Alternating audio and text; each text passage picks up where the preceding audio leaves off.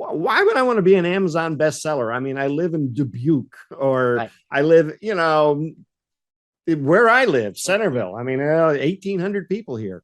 That's right. What do I gain by being an Amazon bestseller? Yeah, you get mind share. So marketing happens in the mind of your audience. How do they think of you? And that title, when somebody hears that you're an Amazon bestselling author of the book on carpet cleaning, let's say, they're going to stop a little bit and go, what? Really? Tell me about that. Then they're going to go to Amazon and your book's there, right? You're going to hand them a copy. It elevates your credibility, because in our culture, experts have books. They just do. And so that's why Dave Ramsey's who Dave Ramsey. That's why Tony Robbins is Tony Robbins, right? They've published multiple books. So that title does something in the mind of your audience to say, this is somebody who has something to say and other people are following them. I should read them because they're obviously the authority in this area. And being the authority is where you want to be. Right. So, and we're not talking about a difficult book to write or a novel. No. I mean, we're talking, it's not 700-page Ayn Rand novel. No.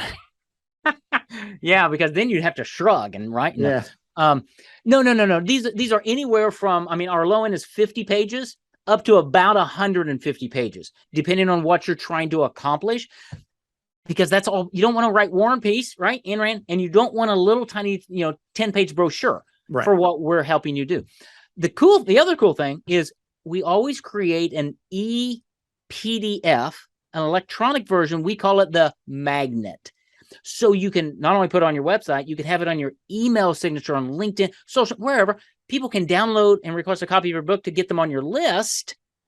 As one of the systems that you're teaching is, how do you get them on your list to email them regularly?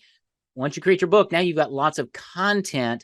It makes the other types of marketing you're doing a lot easier because you have a consistent message and a system to deliver it. Right. So what is, you mentioned content, and I imagine, I kind of know the answer, but, I'd like to hear you tell everybody else, because when I say it, half the time they don't listen. It's like my kids, That's right. But how do you can reuse this stuff? So once you've got this book, you now have like 50 ways from Sunday to take that content out of the book and turn it into emails, blog posts, and that kind of thing? Yep. Emails, blog posts, social media, all of that. So think of it this way. So you've got a chapter. Let's say Chris has his book. It's got 10 chapters in it, right? He's got now 10 podcast episodes, 10 emails he can write. He could do 10 little videos, transcribe those videos. Now he's got a blog post. He could take that out, send an email once a week to his list. There's 10 weeks of emails. And you could probably talk about every chapter 4 or 5 times, actually. Right. But it's social media posts, what do I do? What do I talk about? Well, you talk about what's in your book. And you always drop the line, in my book, ... right? In chapter 4 of my book, because nobody else in your competition has a book.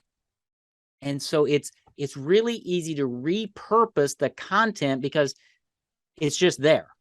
And it's not rocket science. And I know you've got lots of systems and how to do that, but it's just reiterating the same thing in a dozen different ways. Well, and also a book, as one of our mentors, Dan Kennedy, says, it's got thud factor. It does. You walk in and if you just drop a business card or a brochure on the table, it's like dropping a feather. You drop a book on the table and, the dust billows up and, it's got some oomph to it, some authority. And, I found in using, I have 3 books for the carpet cleaning business. One is actually the Pet Owner's Guide to Carpet Cleaning. So if you own a pet,